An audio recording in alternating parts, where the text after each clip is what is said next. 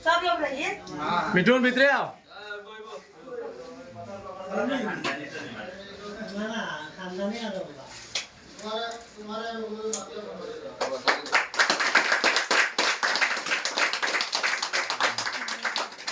जाइए अंदर जाइए। जय मंगल भगवान। बोले विष्णु भगवान की जय। আসাম বিশ্ববিদ্যালয়ে ভর্তি নামে অর্থ লেনদেনের অভিযোগ পূর্ণাঙ্গ স্বচ্ছ তদন্তের দাবি জানালেন এলাকার নাগরিকরা। সমগ্র বরাক উপত্যকায় একমাত্র ঐতিহ্যবাহী আসাম বিশ্ববিদ্যালয়ের বিরুদ্ধে গত কয়েক বছর ধরে ভর্তি নামে অবৈধ অর্থ আদান প্রদানের গুরুতর অভিযোগ ভিডিও ও সামাজিক মাধ্যমে প্রকাশ পেয়েছে।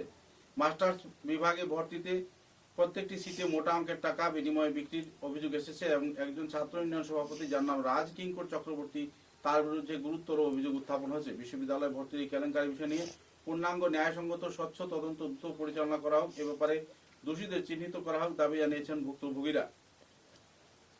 খবর শেষে বরাক বার্তা বাংলা সংবাদের সংবাদ শিরোনাম আরো একবার।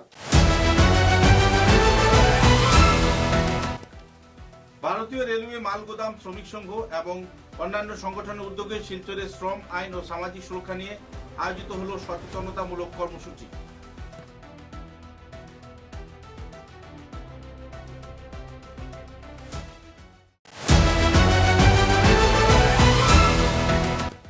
শিলচর উপকণ্ঠ অঞ্চল শ্রীগুনায় জব্দ 7 কেজি 23 গ্রাম নকল সোনা।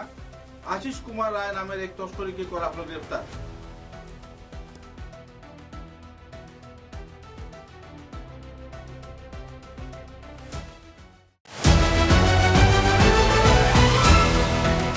ধলাই বিধানসভা কেন্দ্রের পালংঘাট শিব মন্দির সংলগ্ন ফিশারিতে ভেসে উঠল যুবকের মৃতদেহ। ঠাকুর দাস নামে 24 বয়সী যুবকের মৃত্যুতে এলাকা জুড়ে শোকের ছায়া।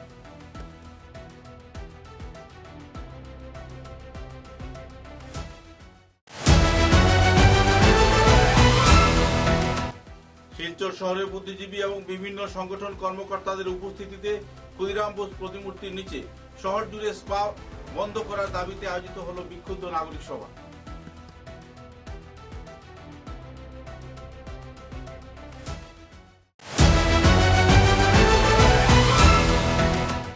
সম্প্রতি হিন্দু মহাসভার প্রতিষ্ঠাতা শ্যামাপ্রসাদ মুখার্জির জন্মদিন পালনের দিন বিজেপি পশ্চিমবঙ্গ রাজ্যের শ্রমিক ভট্টাচার্যের নেতাজি সুভাষচন্দ্র বসুকে অপমান করার তীব্র প্রতিবাদ এসইউসিআই।